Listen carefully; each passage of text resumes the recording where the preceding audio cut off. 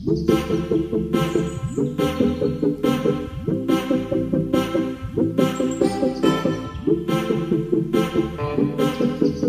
poin pertama, mengapa kita harus mencari referensi yang berkredibilitas bagus? Karena semakin berkembangnya zaman, informasi itu cepat untuk diserap dan cepat untuk disebarkan.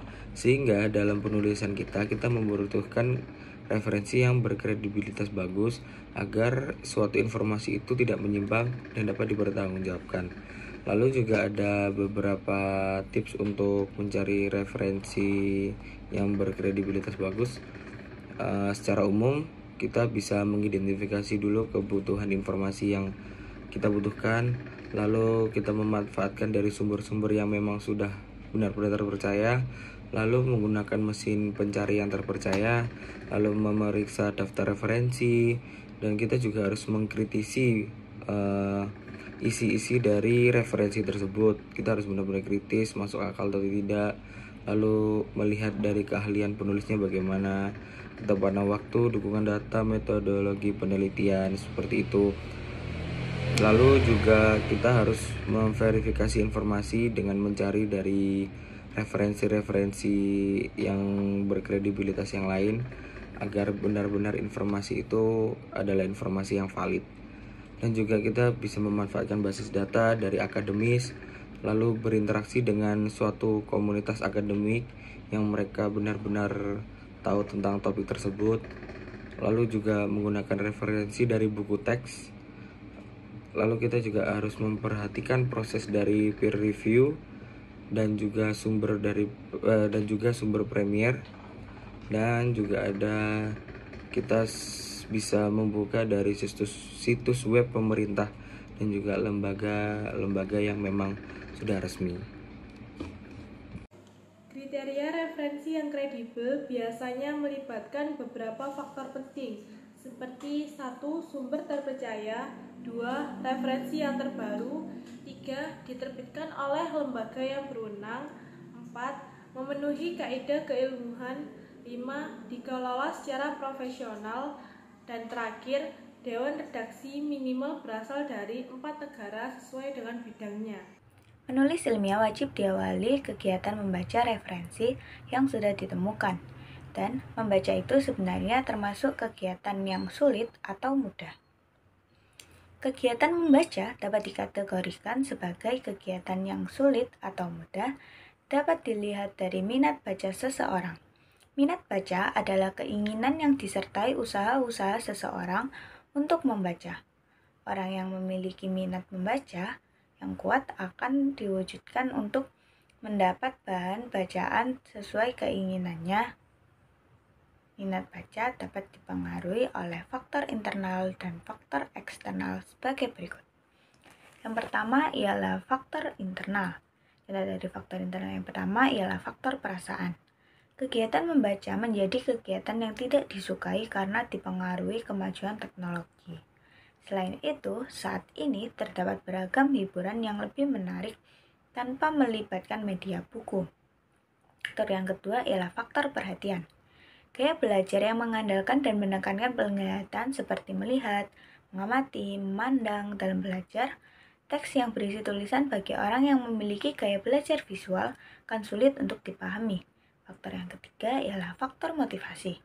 Rasa ingin tahu merupakan motivasi dari dalam yang mendorong seseorang melakukan aktivitas membaca. Rasa ingin tahu muncul sebagai akibat adanya kebutuhan. Yang kedua ialah faktor eksternal. Faktor eksternal yang pertama ialah faktor dosen. Adanya kebutuhan akan mendorong mahasiswa untuk membaca, seperti halnya tugas yang diberikan oleh dosen. Tugas tersebut memaksa mahasiswa membaca untuk dapat menyelesaikannya. Yang kedua ialah faktor lingkungan. Minat membaca seseorang di lingkungan dipengaruhi oleh lingkungan terdekatnya, seperti keluarga, sekolah, serta masyarakat. Seseorang akan cenderung mengikuti aktivitas yang kebanyakan dilakukan oleh orang-orang yang ada di lingkungannya.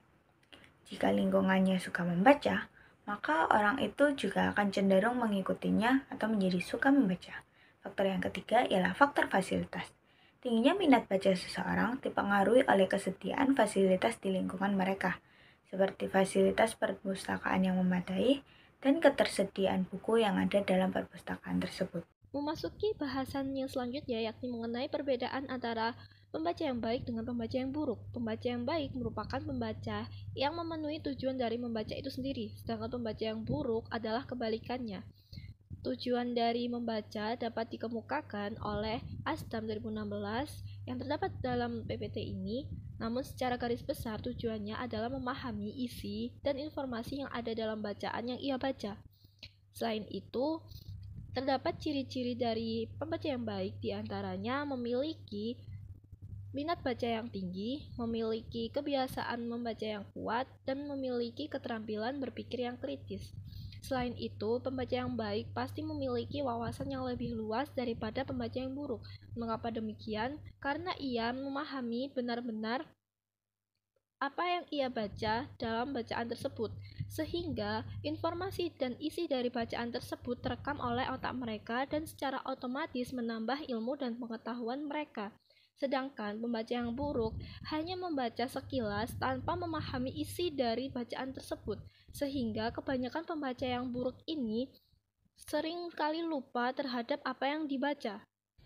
Pada hakikatnya, membaca adalah suatu proses yang bersifat fisik dan psikologis, di mana kita mengamati tulisan secara visual dan berpikir dalam mengolah informasi dalam bacaan tersebut.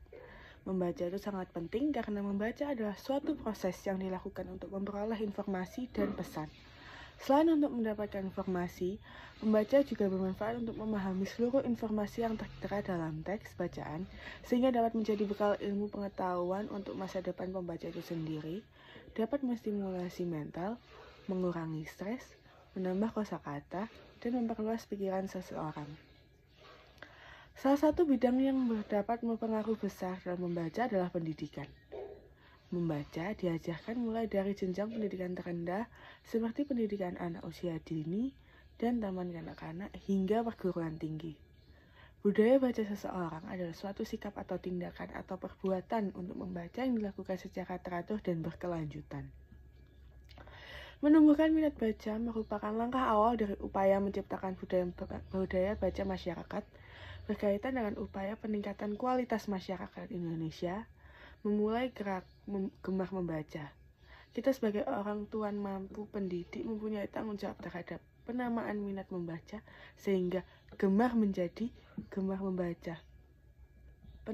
Penanaman minat membaca yang dimaksud di sini ialah upaya penanaman kebiasaan menyediakan waktu untuk membaca berbagai bacaan yang sesuai dengan kebutuhan dan usia.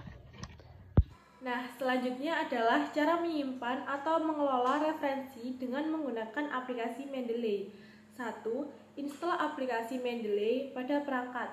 Yang kedua, buatlah akun Mendeley sesuai petunjuk pada aplikasi. Yang ketiga, tambahkan referensi secara manual dengan mengeklik tombol Add atau tambah dan isi informasi seperti judul, penulis, tahun, dan lain sebagainya.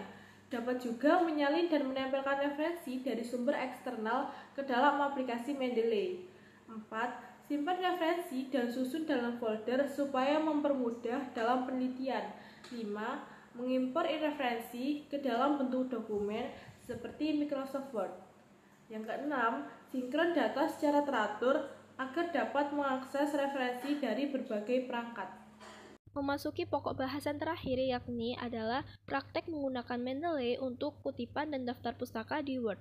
Yang pertama adalah siapkan jurnal yang akan dipakai untuk sitasi maupun daftar pustaka dengan cara mendownload atau mengunduh file tersebut kemudian mengupload di Mendeley seperti pada klik icon ini. Kemudian selanjutnya adalah kembali ke Microsoft Word, klik kalimat yang ingin diberi citasi, kemudian klik Insert Citation, go to Library, kemudian pilih jurnal yang akan dibuat citasi.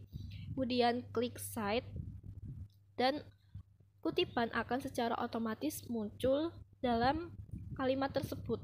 Kalian bisa mengaturnya menggunakan style Harvard atau apa atau yang lain pada bagian style. Kemudian untuk daftar pustaka sendiri, kalian bisa langsung klik insert bibliografi, Kemudian akan secara otomatis muncul daftar pustaka dari beberapa jurnal yang telah kalian kutip pada Microsoft Word tersebut.